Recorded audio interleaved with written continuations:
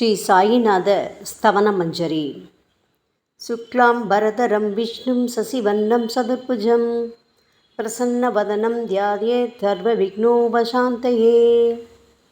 ஸ்ரீ கணேசாய நமக. மகா கணபதியே, எல்லாவற்றுக்கும் ஆதாரமானவரே, மயூரேஸ்வரா, எல்லாவற்றுக்கும் சாட்சியாக விளங்குபவரே, கௌரியின் புதல்வரே, எண்ணங்களுக்கெல்லாம் அப்பாற்பட்டவரே, பெருத்த வயிறுடையவரே, ஸ்ரீ கணேசா, எங்களை காத்தருள்வீர். நீ எல்லா பூதகணங்களுக்கும் முதல்வன், தலைவன். எனவே கணேசன் என அழைக்கப்படுகின்றீர்கள். நீ எல்லா சாஸ்திரங்களாலும் ஏற்றுக்கொள்ளப்பட்டவர். புனிதமான முகமுடைய பாலச்சந்திரனே, எங்களை காத்தருள்வீர். ஓ சாரதே, சரஸ்வதியே, கலைவாணியே, வாக்கின் தெய்வமே, நீ வார்த்தைகளுக்கெல்லாம் தலைவி. உலகின் உயிரோட்டத்தின் காரண கர்த்தாவே நீங்கள்தான். நீங்கள் படைப்பாளிகளின் இறைவி. நீங்கள் எப்பொழுதும் இத்தேசத்தின் அணிகலன். எங்கும் நிறைந்திருக்கும் எல்லையில்லாத சக்தியே, சரஸ்வதியே, உங்கள் பாதங்களை வணங்குகிறோம். முழுமையான பரபிரம்மே, மகான்களுக்கு பிரியமானவரே, பண்டரிநாதன் உருவில் வெளிப்பட்ட அவதாரமே, எல்லையற்ற கருணை உள்ளம் கொண்டவரே, பரமதயாளா, பாண்டுரங்கா. பொம்மலாட்டக்காரன் தன் கையில் உள்ள கயிற்றால் பொம்மைகளை ஆட்டுவிப்பது போல் பிரபஞ்சம் எங்கும் நிறைந்து நின்று உலகை ஆட்டுவிக்கும் ஒரு பொம்மலாட்டக்காரர் நீங்கள்.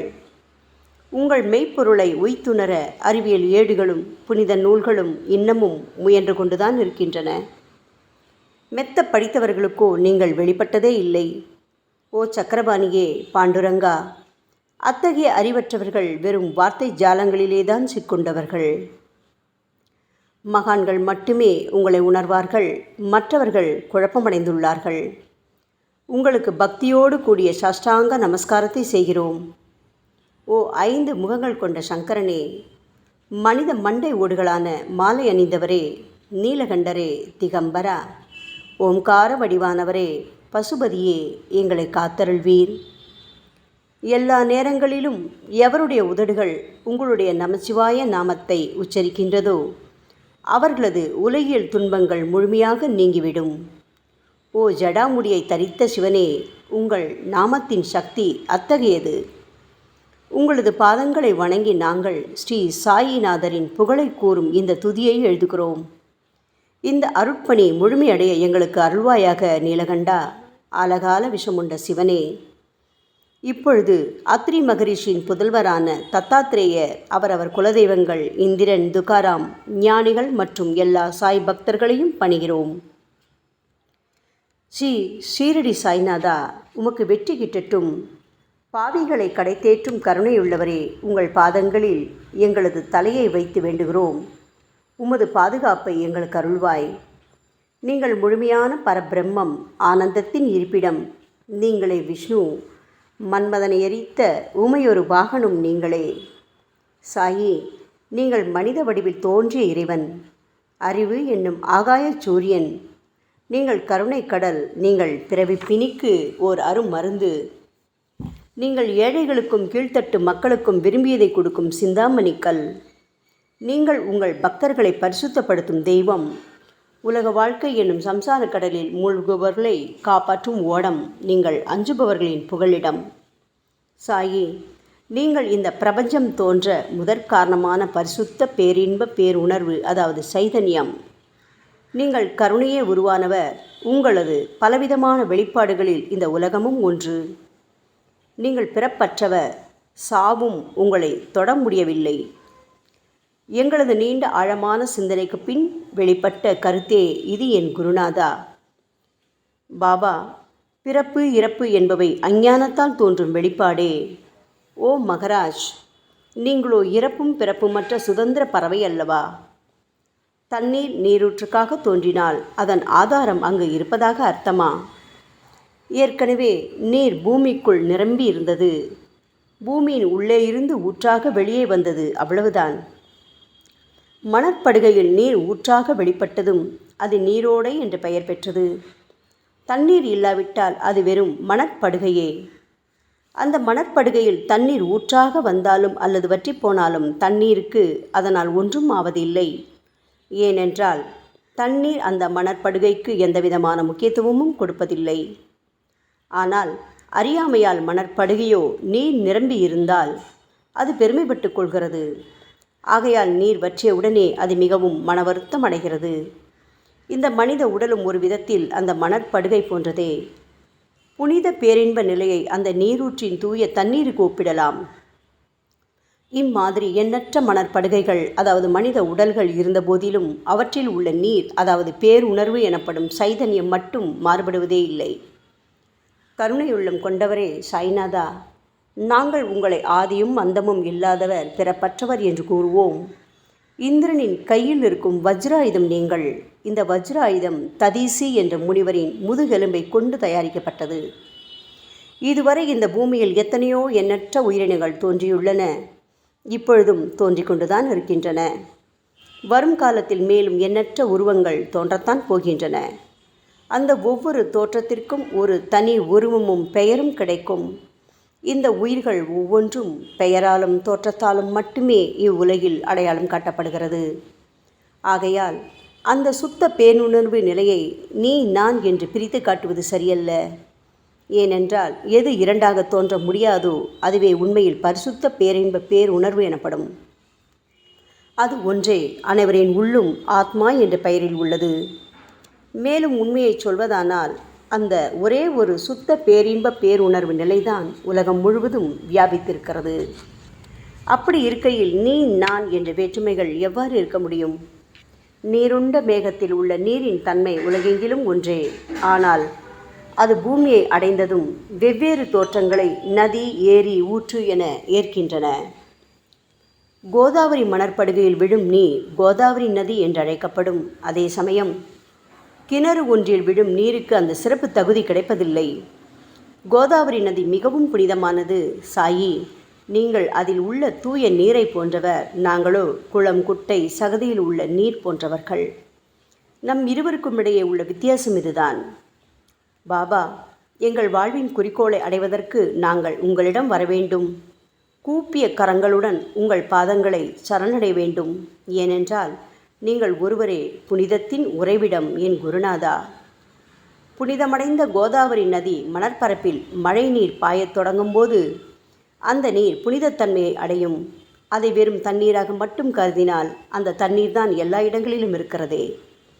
கோதாவரி நதி தீரம் முழுவதும் புனிதமாக கருதப்பட்டது. பூமியின் அந்த மணற்பகுதி அதன் புனித தன்மையை நிர்ணயம் செய்கிறது. நீருண்ட மேகத்தினின்று கீழே விழுந்த நீரின் புனிதத்தன்மையை எந்த பூமியின் பகுதி மாற்றவில்லையோ அந்த பகுதியை கோதாவரி என்று கூறுகிறார்கள். மற்ற பகுதிகளில் விழுந்த நீர் அந்த பகுதியில் உள்ள மண்ணின் குணத்தை ஏற்றுக்கொண்டது, புனித தன்மையை இழக்கிறது. மேகத்தில் பரிசுத்தமாக இருந்த நீர் அசுத்தமாகவும் கசப்பாகவும் உப்பாகவும் மாறிவிட்டது. 6 வித உட்பகைகளான காமம், கோபம், பேராசை, வெறுப்பு, அகங்காரம், பொறாமை இவற்றை அகற்றி புனித உடலெடுத்து வந்த குருநாதா, குருதேவா, தங்களை புனித மகான் என்று அழைப்பதே சால பொருந்தும். ஆகவே நீங்களே புனித கோதாவரி. நாங்கள் உங்களை புனித கோதாவரியாக உருவகம் செய்கிறோம். இயங்கும் அத்தனை படைப்புகளிலும் நீங்கள் சிறப்புற முதன்மை பெறுகின்றீர்கள். உலகம் தோன்றியது முதலே பிரம்மா உயிர்களை படைக்க ஆரம்பித்ததிலிருந்தே கோதாவரி நதி இருக்கிறது. நீர் நிறைந்து பாயும் அந்த நதியில் இன்று வரை தண்ணீர் வற்றியதே இல்லை. ராமர் கோதாவரி நதியின் கரைக்கு வந்தபோது ஓடிக்கொண்டிருந்த தண்ணீர் இன்று வரை அதே இடத்தில் எப்படி இருக்க முடியும்? கோதாவரி நதியின் மணற்படுகை மட்டும் அதேதான். தண்ணீர் கடலை சென்றடைந்து விட்டது. ஆனால் அந்த கோதாவரி நீர் படுகையுடன் புனிதத்தன்மை மட்டும் என்றுமே மாறாமல் இன்று வரை அப்படியே உள்ளது. ஒவ்வொரு வருடமும் பழைய நீர் வெளியேறி புதிய நீர் அதற்குள் பாய்கிறது. உங்களுக்கு தெரிந்த வாழ்க்கை நியதிதானே இது. ஒரு நூற்றாண்டை ஒரு ஆண்டாக கணக்கிட்டால் அந்த நூற்றாண்டில் தோன்றிய முனிவர்கள் பாயும் நீரை போன்றவர்கள். அவர்களில் மிகப்பெரிய மகான்கள் அந்த நீரில் தோன்றும் அலைகள் போன்றவர்கள். இந்த புனித கோதாவரி நதியில் முந்தைய நூற்றாண்டுகளில் சனாதனர், சனதர், சனந்தனர் போன்ற மகான்கள் வெள்ளமாக தோன்றினார்கள். பிறகு நாரதர், தும்புரு, துருவன், பிரகலாதன், மகாபலி சக்கரவர்த்தி, சபரி, அங்கதன், வாயுகுமாரனான அனுமான், விதுரர், கோபர்களும் கோபியர்களும் வெள்ளமாக தோன்றினர். இவ்வாறு இன்று வரை கடந்த நூற்றாண்டுகள் ஒவ்வொன்றிலும் ஒன்றன் பின் ஒன்றாக மகான்களாகிய வெள்ளம் தோன்றியது. அவற்றை எல்லாம் எங்களால் ஞாபகப்படுத்தி கூற முடியவில்லை. ஓ சாயிநாதா, இந்த 19ஆம் நூற்றாண்டில் புனித கோதாவரி நதியில் சந்தேகத்திற்கு இடமில்லாமல் நீங்கள் வெள்ளமாக பாய்ந்தீர்கள். எனவே உமது தெய்வீகமான பாதங்களை தொட்டு வணங்குகிறோம். சாய் மகராஜா, நாங்கள் செய்யும் தவறுகளை தயவு செய்து உங்கள் கவனத்தில் வைத்து கொள்ள வேண்டாம் என மன்றாடி கேட்டுக்கொள்கிறோம். சாயி, நாங்கள் எளியவர்கள், ஏதும் அறியாதவர்கள், தீய குணங்கள் கொண்ட மிகப்பெரிய பாவிகள். எங்களை புறந்தள்ளி விடாதீர்கள், கைவிட்டு விடாதீர்கள். மட்டமான உலோகத்தையும் தங்கமாக மாற்றும் சக்தி கொண்ட ரசவாத கல் இரும்பினுடைய இயற்கையான தன்மைகளை பொருட்படுத்துவதில்லை. அதேபோல் கோதாவரி நதியும் தன்னுள் கலக்கும் சிறு சிறு ஓடைகளை திருப்பி அனுப்புவதில்லை. பாபா, அநேக தீய குணங்களை எங்களுக்குள் கொண்டவர்கள் நாங்கள். உங்களது கருணை மிகுந்த பார்வையால் தயவு செய்து அவற்றை சடுதியில் அழித்து விடுங்கள். இது மட்டுமே தான் உங்கள் அடிமைகளான எங்களது வேண்டுகோள். ரசவாத கல்லின் தொடர்பு ஏற்பட்டும் இரும்பின் இயற்கை தன்மைகள் அழிக்கப்படாவிட்டால் சாயிநாதா, அது ரசவாத கல்லின் பெருமைக்கு இழுக்கல்லவா? பாபா, எங்களை பாவியாகவே இருக்கும்படி விட்டுவிடாதீர்கள். தங்களை குறைவாக மதிப்பிட்டு கொள்ளாதீர்கள். நீங்கள் ரசவாத கல், நாங்கள் இரும்பு. எங்களுக்கு ஏற்படும் இழிவுகள் தங்களுக்கு ஏற்படும் இழிவுகள் அல்லவா? சாயிநாதா, குழந்தைகள் தவறுகள் செய்து கொண்டேதான் இருக்கிறது. ஆனால் அதற்காக தாயார் என்றுமே கோபமடைவதில்லை. இதை தயவு செய்து தாங்கள் நினைவில் வைத்து கொண்டு எங்களுக்கு உங்கள் அருளாசிகளை தாருங்கள். ஓ சத்குரு சாய்நாதா, நீங்கள் எனது கற்பக விருட்சம், சம்சார கடலை கடக்க உதவும் கப்பல். சந்தேகத்திற்கு இடமின்றி நீங்கள் ஒருவர் மட்டுமே எங்களை கடைதேற்ற முடியும். சாயி, நீங்களே எங்களுக்கு காமதேனுவாகிய பசு. நீங்கள் சிந்தாமணி கல், ஞானவானில் சூரியனும் நீங்களே. நீங்கள் நற்பண்புகளின் சுரங்கம், ஸ்வர்க்கத்திற்கு ஏறிச் செல்லவதும் ஏனியும் நீங்களே அல்லவா எங்களது குருநாதா? புனித செயல்களின் நிறைகள் நிறைய கொண்டவரே, பரிசுத்தமானவரே, சாந்தி மற்றும் பேரின்பத்தின் மொத்த உருவமே தீனதயாளா, குறைகளற்ற முழுமையான அறிவாக உருவெடுத்தவரே, மனிதர்களில் உன்னதமானவரே, சாந்தி மற்றும் மன்னிப்பதின் உறைவிடமே, எங்களின் அடைக்கலமே, எங்களை ஆசீர்வதியுங்கள், எங்களை ஆசீர்வதியுங்கள். கலியுகம் ஆரம்பித்தவுடன் மகாவிஷ்ணுவால் உலகம் உய்ய அனுப்பப்பட்ட 9 நாதர்களில் ஒருவனான சத்குரு மச்சீந்திரநாதரும் நீங்களே. பரமேஸ்வரன் நெற்றிக்கண்ணை திறந்தவுடன் அந்த அக்னியில் தோன்றிய மகாத்மா ஜாலந்தரும் நீங்களே. நீங்கள் மகாராஷ்டிராவில் தோன்றி பக்தி மார்க்கத்தை பரப்பிய ஞானிகளான நிவிருத்திநாதர், ஞானேஸ்வரர், கபீர்தாசர், ஷேக் முகமது ஏகநாதர். சாயி, நீங்கள் சிவனின் ஓர் அவதாரம், தத்தகுரு. நீங்களே பண்டரிநாதர். நீங்கள் ஆஞ்சநேயரின் மறு அவதாரம் ராமதாசர். நீங்கள் மகாராஷ்டிர ஞானி பாண்டுரங்கன் மீது கீர்த்தனை இயற்றிய துக்காராம். சாயிநாதா, நீங்கள் முஸ்லிம் ஞானி ராமபக்தர் சகாராம். நீங்கள் தத்தாத்ரேயரின் மறு அவதாரம் மாணிக் பிரபு. பாபா, உங்களது அவதார தோற்றம் மற்றும் உங்களுடைய எண்ணற்ற தன்மை புரிந்து கொள்ள எங்களுக்கு உண்மையில் கடினமாக இருக்கிறது. உங்களது ஜாதி குலம் பற்றிய எதையும் நீங்கள் எவருக்கும் வெளிப்படுத்தியதில்லை. சாயி, சிலர் உங்களை முஸ்லீம் என்கிறார்கள், சிலரோ உங்களை பிராமணர் என்கிறார்கள். கிருஷ்ண பரமாத்மாவை போன்று எண்ணற்ற தெய்வீக லீலைகளை செய்வதெல்லாம் உங்களுக்கு ஒரு விளையாட்டல்லவா? ஸ்ரீ கிருஷ்ண பரமாத்மாவை பார்த்து பல்வேறு மக்கள் பலவிதமான பெயர்களிட்டு அவரை அழைத்தனர். சிலர் அவரை யதுகுலத்தின் அணிகலன் என்றார்கள். சிலர் அவரை மாடுகள் மேய்க்கும் இடையன் என்றும் அழைத்தனர். தாயான யசோதை அவரை பச்சிளம் குழந்தை என்றாள். கிருஷ்ணரின் மாமனாகிய கம்சன் அவரை உயிரை குடிக்கும் மகா காலன் என்றான். அர்ஜுனன் அவரை எங்கும் நீக்கமர நிறைந்துள்ளவர் என்றான். அவ்வாறே சாய்நாதா, ஒவ்வொரு மனிதனின் மனநிலைக்கு ஏற்ப அவரவர் எண்ணங்களுக்கு ஏற்ப உங்களுக்கு பெயர்களை சுட்டி மகிழ்ந்தார்கள். மசூதி, நீங்கள் வாழும் இருப்பிடம். உங்கள் காதுகள் இந்து மத வழக்கப்படி குத்தப்படவில்லை. அதேபோல் பாத்தியா ஓதுவதை பார்த்து நீங்கள் முஸ்லிம் என்று கூறுவது பொருத்தமானதே. சாய்நாதா, நீங்கள் துனி மூலம் அக்னியை வழிபடுவதை பார்த்து நீங்கள் ஒரு இந்து என்று முடிவு செய்யப்பட்டது. பாபா, இந்த வெளிப்புற வித்தியாசங்களை வீண் விவாதம் செய்யும் எண்ணம் கொண்டவர்களே விரும்புவார்கள். உண்மையான ஞானத்தில் ஆர்வம் கொண்டவர்கள் இந்த வெளிப்புற வேறுபாடுகளுக்கு முக்கியத்துவம் தரமாட்டார்கள். சாயி, நீங்களோ பிரம்மத்தின் நிலையில் இருக்கின்றீர்கள். ஜாதி குலம் போன்றவை உங்களுக்கு முக்கியமில்லை. நீங்கள் எல்லோருக்கும் மேலான உயர்ந்த குருவாகவும் இந்த பிரபஞ்சத்தை படைத்தவராகவும் இருக்கின்றீர்கள். முஸ்லிம் இந்துக்களிடையே பகைமையுணர்வு ஏற்பட்டதால் அவர்களுக்கிடையே இணக்கமான உறவையும் ஒற்றுமையையும் ஏற்படுத்துவதற்காகவே அல்லவா நீங்கள் மசூதியில் அமர்ந்து அக்னி வழிபாட்டை நடத்தி உங்கள் லீலைகளை பக்தர்களுக்கு காட்டினீர்கள்.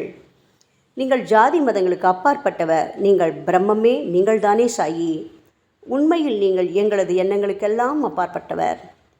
உங்களை பற்றிய வாதி பிரதிவாதங்கள், ஊகங்கள், ஆதாரம் இல்லாத கருத்துக்கள் இருக்கும் இடத்தில் எங்கள் வார்த்தைகளுக்கு முக்கியத்துவம் எப்படி கிடைக்கும்? ஆனால் சாயிநாதா, உங்களை பார்க்கும் பொழுது எங்களால் மௌனமாக இருக்க முடியவில்லை. வார்த்தைகளால் போற்றுதலே உலக வழக்கம்.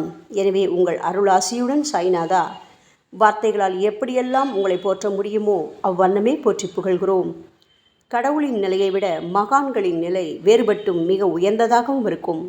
மகான்களின் அருகில் நான் எனது போன்ற எண்ணங்களுக்கு இடமே இல்லை. கடவுளை வெறுத்ததால் இரண்யகசிபுவும் விஷ்ணுவால் கொல்லப்பட்டார். ராமனால் ராவணன் கொல்லப்பட்டன.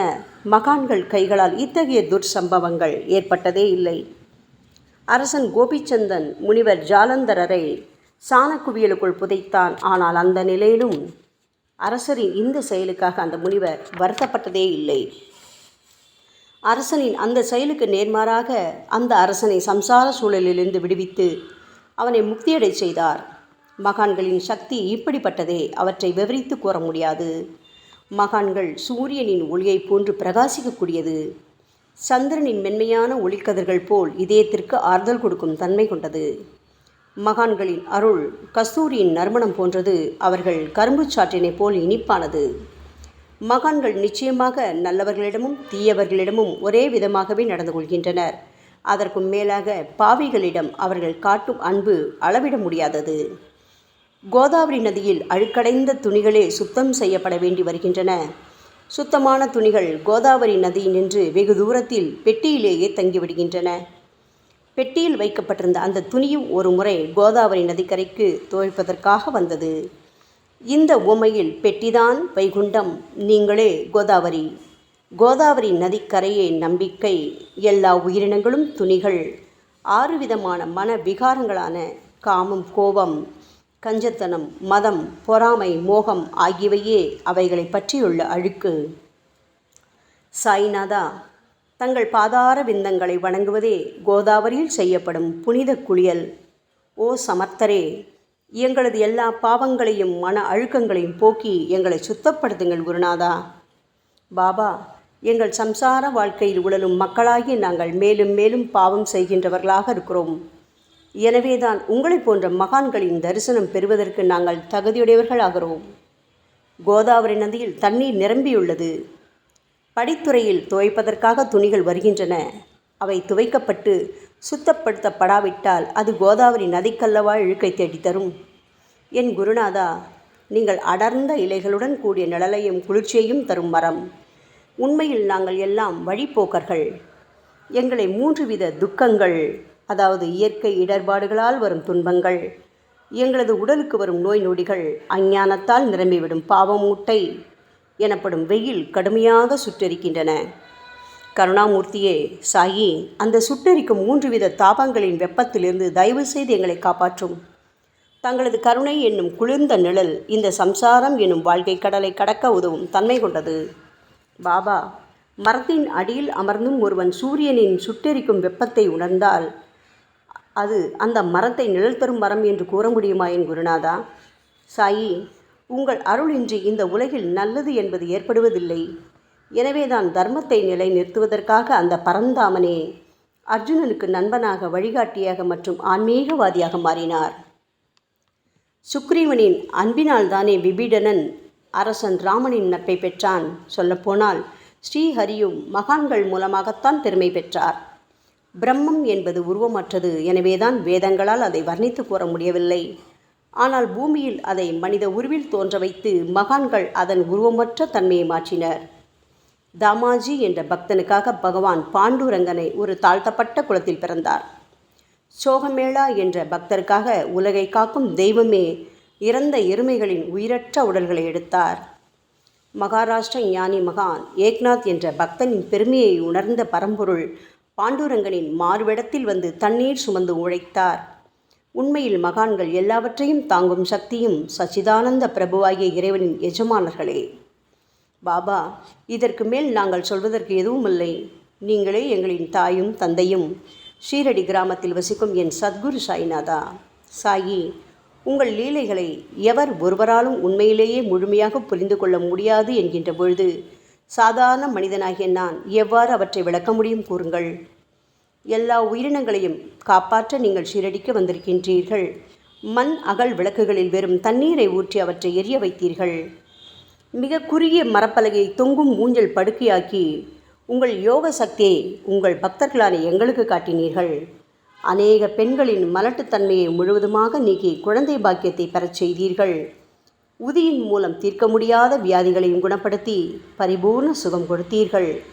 என் சாயியே, இவ்வுலக சம்பந்தமான துன்பங்களை நீக்குவது உங்களுக்கு ஒரு பொருட்டே அல்ல.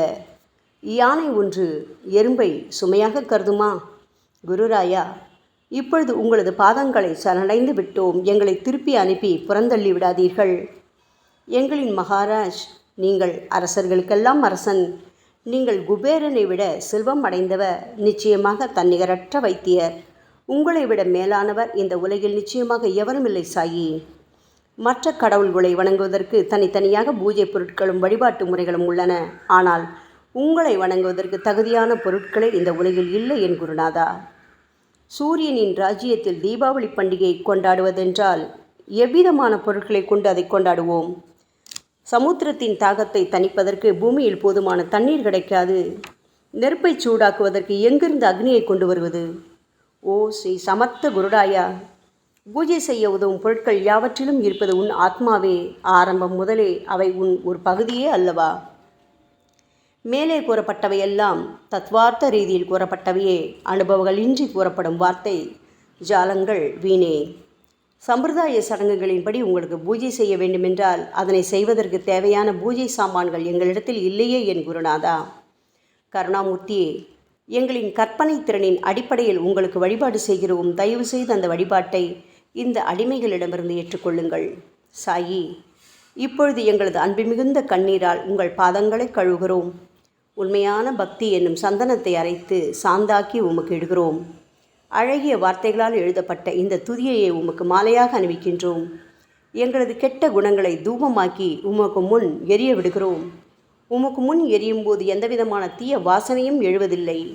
சாயி, உமக்கு முன்பு இல்லாமல் வேறு எங்காவது இந்த தூபம் எரிய விடப்பட்டால் அது கீழே உள்ளது மாதிரி ஆகும். அதாவது சாம்பிராணியை நெருப்பில் போட்டவுடன் அது பொசுங்கி அதில் உள்ள நல்ல மனம் என்ற நற்குணம் அதை விட்டு மறைந்து போகிறது. பாபா, உமக்கு முன் அது எரியும் போது எங்களது கெட்ட குணம் என்கின்ற அழுக்குகள் எரிந்து நல்ல குணம் மட்டுமே மிஞ்சியிருக்கிறது. மனதில் உள்ள தீய குணங்கள் யாவும் எரிந்த பிறகு மனம் மாசற்ற தூய கங்கை தீர்த்தம் போல் ஆகின்றது. கருணை மூர்த்தியே, மாயை மோகம் என்ற தீபத்தை உங்கள் முன் ஏற்றி காட்டுகிறோம். அதன் மூலம் எங்களது மனம் வைராக்கியத்தை அடைய அருள்வீராக. பரிசுத்தமான நம்பிக்கை என்ற சிம்மாசனத்தை நீங்கள் என்னுள் அமர்வதற்கு ஆசனமாக உமக்கு தருகிறோம். அதில் அமர்ந்து கொண்டு எங்களது பக்தி என்ற நெய்வேத்தியத்தை ஏற்றுக்கொள்ளுங்கள் சாயி. எங்களது பக்தி என்ற நெய்வேத்தியத்தை ஏற்றுக்கொண்டு அதன் சாரை மட்டுமாவது எங்களுக்கு தயவு செய்து கொடுப்பீராக. ஏனெனில் நாங்கள் எல்லாம் உமது பால்குடி மாறாத பச்சிலம் குழந்தைகள் அல்லவா. உங்கள் அருட்பாலில் எனக்கு உரிமை உண்டு. பாபா, என் மனத்தையே உமக்கு தட்சணையாக கொடுக்கிறேன். ஆகையால் நாங்கள் செய்யும் காரியங்கள் யாவற்றிலும் நான் செய்கிறேன் என்று நாங்கள் உரிமை கொண்டாட முடியாது. ஏனென்றால் நினைக்கும் மனதைத்தான் உமக்கு அர்ப்பணித்து விட்டோமே சாயி. இப்பொழுது பணிவுடன் கூடிய பிரார்த்தனையோடு உங்கள் பாதங்களில் சாஷ்டாங்க நமஸ்காரம் செய்கிறோம். ஓ தெய்வீக சாய்நாதா, தயவு செய்து நீங்கள் அதை ஏற்றுக்கொள்ளுங்கள். 8 பிரார்த்தனைகள். சாய்நாதா, சாந்தமான மனம் உடையவரே, அறிவின் சிகரமே, அன்புள்ளம் கொண்டவரே, கருணை கடலே, உண்மையின் உறைவிடமே, மாயை என்னும் இருளை அகற்றுபவரே, ஜாதி மதங்களுக்கு அப்பாற்பட்ட துறவியே, எங்களின் புரிந்து கொள்ளும் திறமைக்கும் அப்பாற்பட்டவரே, அன்பின் இருப்பிடமே, ஷீரடிநாதா, எங்களை காப்பாற்றும், எங்களை காப்பாற்றும். ஞான சூரியனே, ஞானத்தை அளிப்பவரே, எல்லாவித நல்ல செயல்களையும் செய்பவரே, பக்தர்களின் மனங்களில் ஒளிரும் பரமஹம்சரே, தங்களை சரணடைந்தவர்களை காப்பவரே, சாயி, படைக்கும் தொழில் புரியும் பிரம்மாவே நீங்கள், காக்கும் கடவுள் விஷ்ணுவே நீங்கள். 3 உலகங்களையும் கடைசி லயமடையச் செய்யும் ருத்ரனுமான சிவனும் நீங்களே. பாபா, நீங்கள் இல்லாத இடமே இந்த பூமியில் ஏது? எல்லாம் அறிந்த இறைவன் நீங்கள். எங்கள் அனைவரின் இதயங்களிலும் வசிப்பவரும் நீங்கள்தானே சாயி. என் குருநாதா, எங்களது எல்லா குற்றங்களையும் மன்னிக்க வேண்டும் என வேண்டி கேட்டுக்கொள்கிறோம். அலை அலைகளாக வரும் சந்தேகங்களையும் மன மயக்கங்களையும் போக்குவீராக. சாயிநாதா, நீங்கள் பசு, நான் புதிதாக பிறந்த இளங்கன்று, நீங்கள் சந்திரன், நாங்கள் சந்திரகாந்தக்கள். தங்கள் பாதங்கள் புண்ணியத்தை கொடுக்கும் கங்கை நதி. பணிவுடன் சாய் அடிமைகளான நாங்கள் உங்கள் பாதங்களில் வணங்குகிறோம். உங்கள் கைகளை எங்கள் தலைமீது வைத்து ஆசி கூறுங்கள். எங்களது கவலைகளும் துன்பங்களும் அனைத்தும் பறந்தோடட்டும். நாங்கள் எல்லாம் உங்கள் குழந்தைகள் அல்லவா சாயி. பாபா, இந்த 8 துதிகளையும் கூறி நாங்கள் உங்களை சாஷ்டாங்க நமஸ்காரம் செய்கிறோம். எங்களது பாவங்கள், துயரங்கள், ஏழ்மை யாவும் உடனடியாக விலகட்டும்.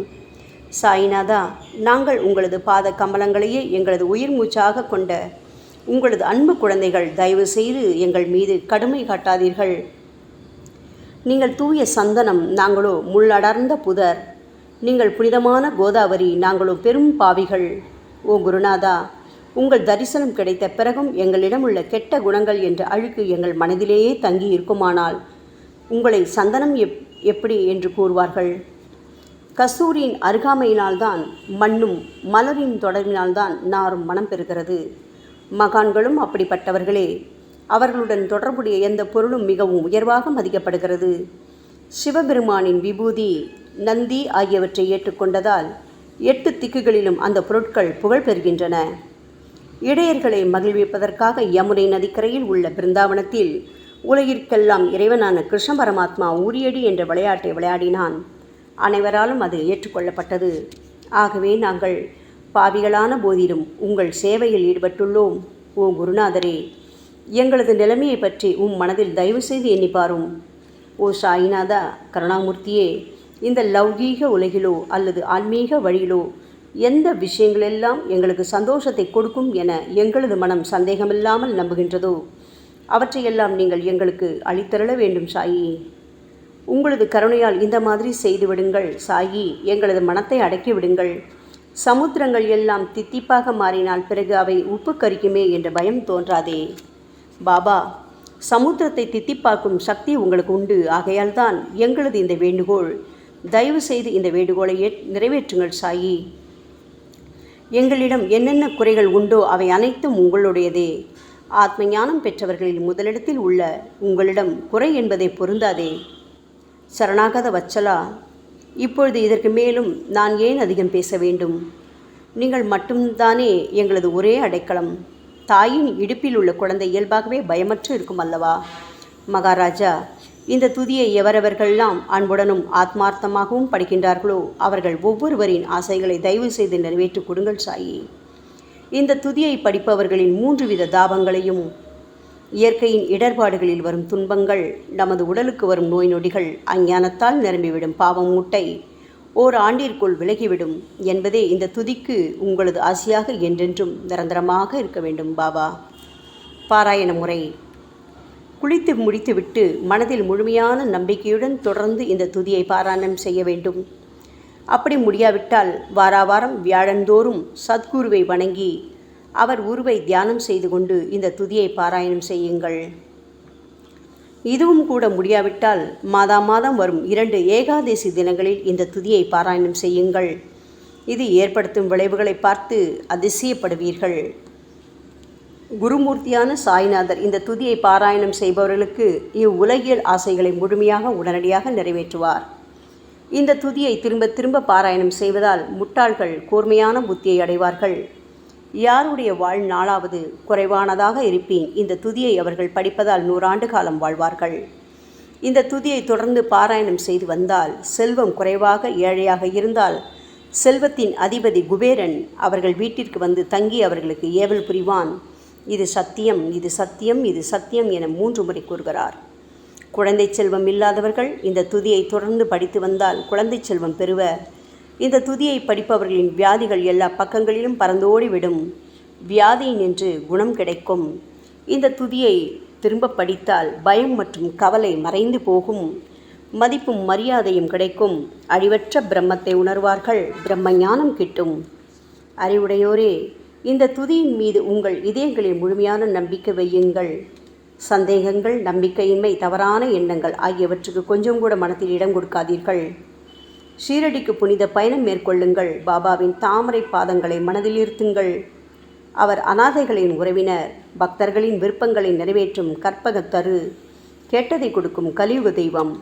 பாபாவால் உணர்வூட்டப்பட்டு இந்த துதியை நான் இயற்றினேன். இல்லாவிட்டால் எந்த விதமான முக்கியத்துவமும் இல்லாத என்னால் இந்த துதியை எவ்வாறு எழுத முடியும்? ஆங்கில ஆண்டு 1918 புரட்டாசி மாதம் வளர்பிறையில் விநாயக சதுர்த்தி அன்று சூரிய உதயத்துக்கு முன் இந்த பாமாலை நிறைவு செய்யப்பட்டது. புனிதம் வாய்ந்த நர்மதா நதிக்கரையில் இந்தூருக்கு அருகிலுள்ள ஊரான மகேஸ்வர கஷேத்திரத்தில் ஸ்ரீ அகல்யா தேவியின் சந்நிதியில் சாயிநாதரை போற்றி பாடும் இந்த சவண மஞ்சரி நிறைவடைந்துள்ளது. மகேஸ்வரம் என்ற புனித தலத்தில் இந்த துதி நிறைவடைந்தது. ஸ்ரீ சாயிநாதர் என் மனதிற்குள் புகுந்து இந்த துதியின் ஒவ்வொரு வார்த்தையையும் புற வைத்தார். தாஷ்கன் மகராஜ் எல்லா ஞானிகள் மற்றும் துறவிகளின் வேலையாள். எங்கும் மங்களம் பொங்கட்டும். ஸ்ரீ சாயிநாதரை போற்றி பணிவுடன் எழுதப்பட்ட இந்த ஸ்ரீ சாயிநாத ஸ்தவன மஞ்சரி என்ற துதி பாராயணம் செய்பவர்கள் சம்சார கடலை கடக்க உதவட்டும். இது ஸ்ரீ பாண்டுரங்கனுக்கு தாஷ்கனு மற்றும் சாய் பக்தர்களின் நம்பிக்கை மற்றும் பணிவோடும் கூடிய பிரார்த்தனை. மங்களம், சுபமங்களம். ஸ்ரீ சச்சிதானந்த சமர்த்த சத்குரு ஸ்ரீ சாய்நாத் மகராஜ் கி ஜெய். ஓம் சாய்ராம்.